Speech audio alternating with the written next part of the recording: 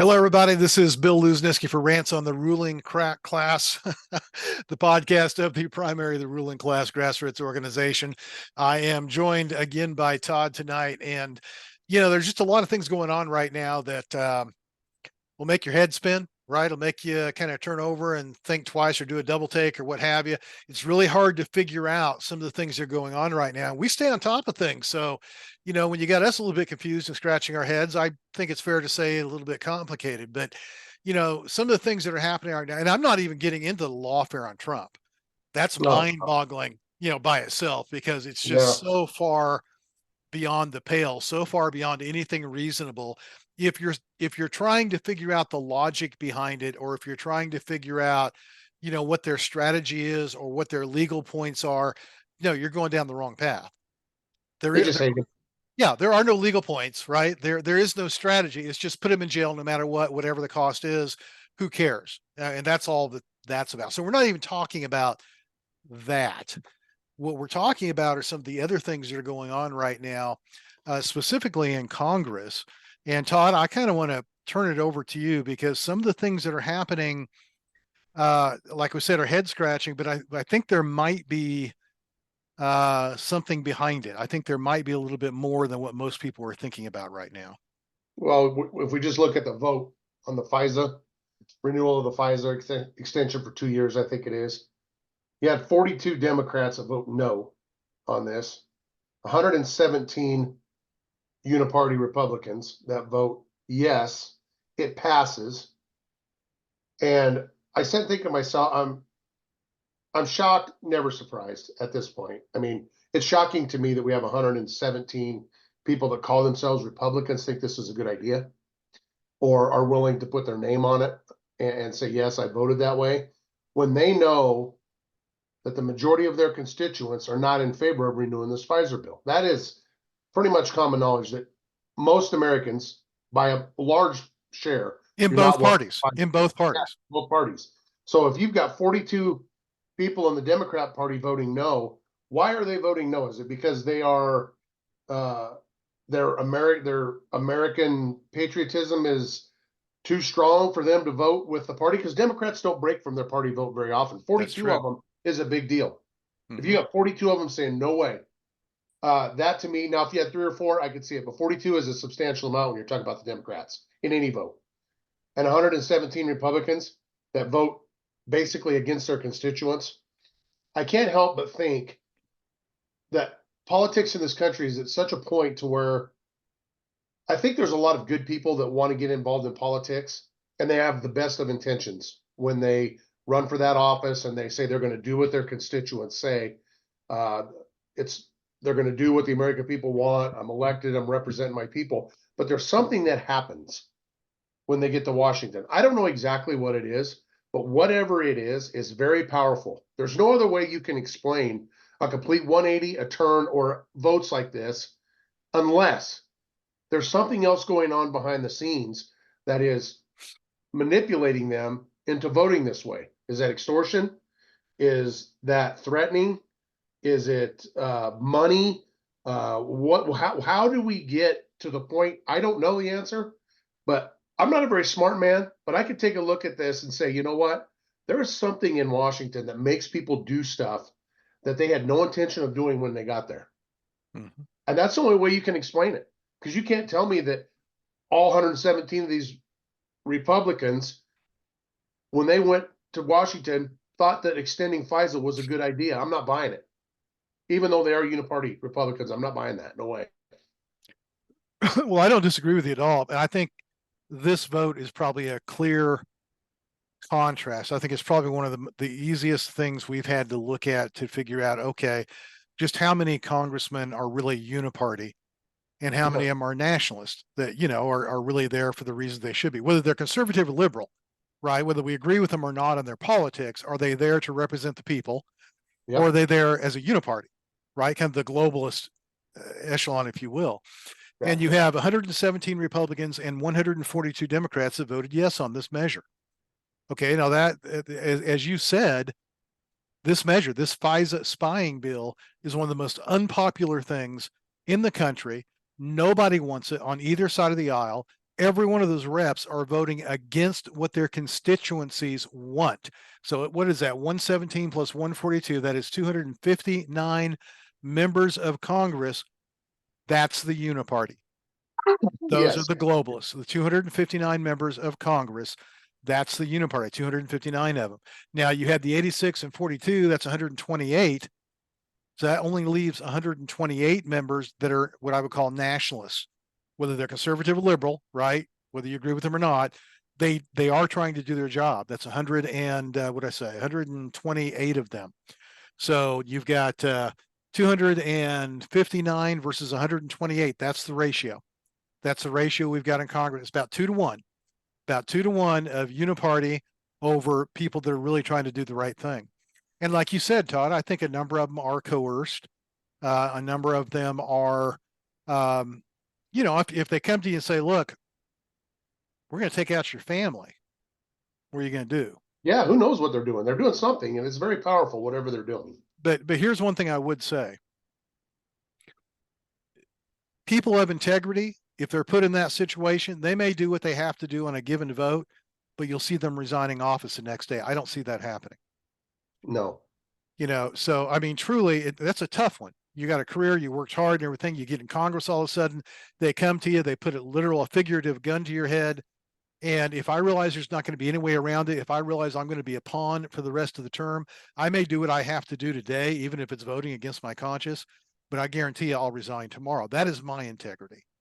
And I'm not saying it's right for, well, it is right for everybody. What am I saying? I'm not saying it's easy, but those are the type of people that we've got. And maybe it's easier said before you get there. I'll give that much. Okay. Yeah. But I will say this, those are the type of people we need to send to Congress. And that's why I don't care about what somebody does behind closed doors. I don't care about if somebody's polite or not. I don't care about somebody's pedigree. I don't care whether somebody's more rambunctious than, what I would prefer them to be, more crude than what I prefer them to be, maybe a little bit more flirty in public than what I would care them to be. I want fighters. Yes, I exactly. want people that'll go up there and fight and stand up for what's right and do with what's right, because we don't have enough. We're outnumbered 2-1 in Congress right now on people that will do that. So you make an outstanding point on this whole issue. And I think this vote was just a clear understanding of where the battle lines are drawn right now. Well, and I think when you look at it and you say it like that, there's a decision that American people have to make. And I'm speaking specifically to the evangelical block of voters, which is a huge block of voters. I think you need to decide, would you rather have somebody that is nice, gets along, never ruffles any feathers, but is going to stab you in the back and vote against what's best for this country every time, but they're really nice people, they're not going to offend anybody? Or do you want somebody that is a fighter that is going to stand up and fight for this country? Because that's the battle that we're in. We've given this country over to those people. He's a nice guy. He goes to church every Sunday. He's not going to offend anybody. He's morally this, he's morally that, blah, blah, blah, blah, blah. They're selling our country down the river. That's what's happening. The reality of it is we have got to have people. There's been no other time in this country ever where our politicians need to be non-status quo and need to rock the boat more than right now in this country, because the status quo has got us where we're at. We need people to say, you know what, I'm not with the down with the status quo. I'm over it. And that necessarily may not be somebody that you would look at and say, oh, that guy really is an upstanding guy or gal. But you know what? They love this country and I'm going to put him in office. I'm talking about me personally. Mm-hmm. At this point, I'm with you. It doesn't matter to me. They say a few cuss words here and there. I'm not voting on a preacher or a moral compass for the country or my family. That's on me, not the president of the United States or elected officials. And if that's your gauge on how you run your life morally, and a compass for you morally is who you put in office in this country, I'm sorry, but you're off base in my mind.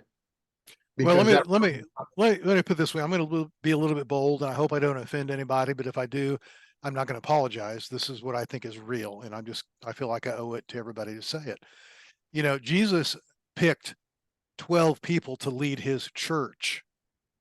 He didn't pick the 12 nicest, most saintly people you could find. Correct.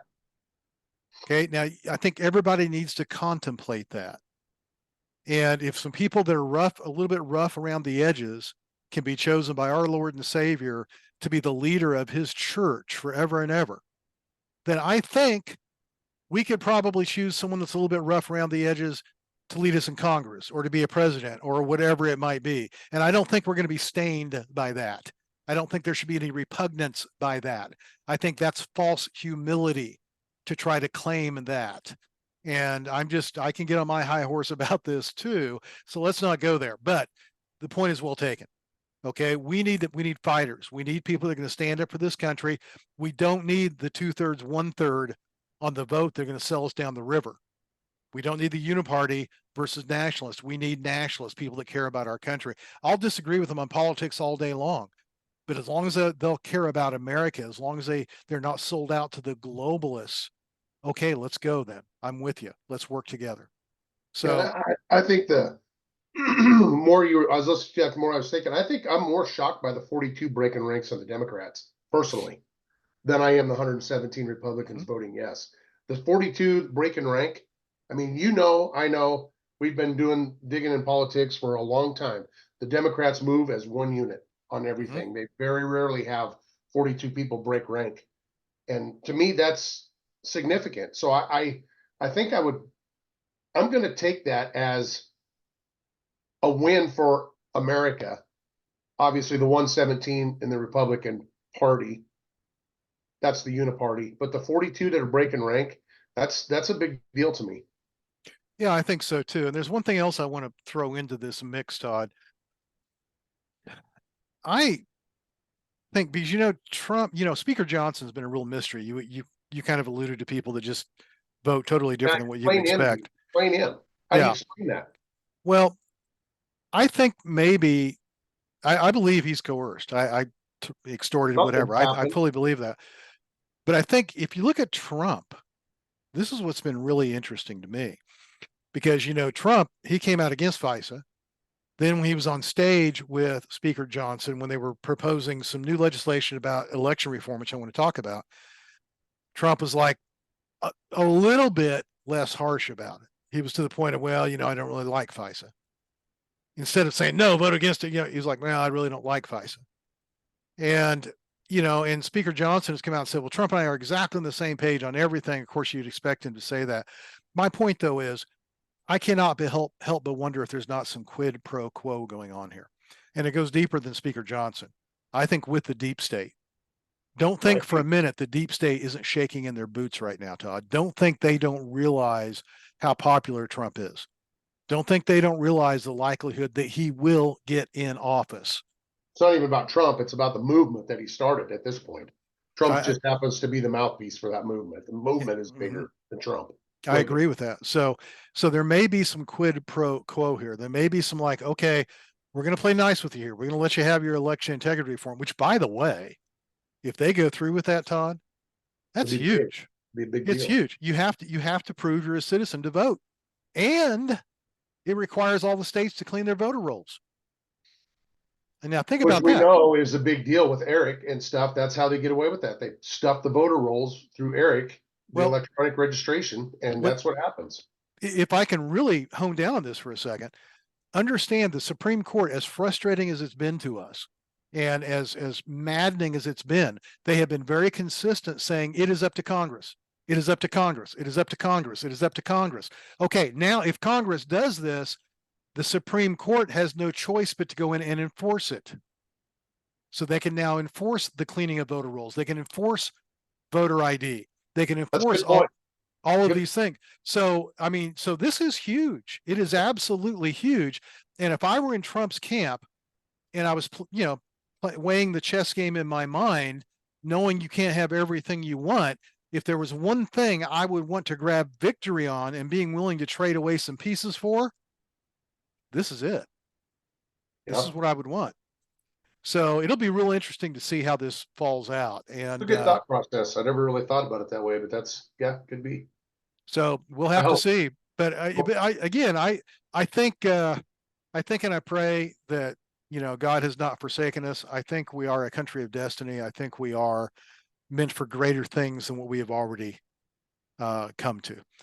And so I am optimistic. I'm excited about the future, as frustrating as it is in the present.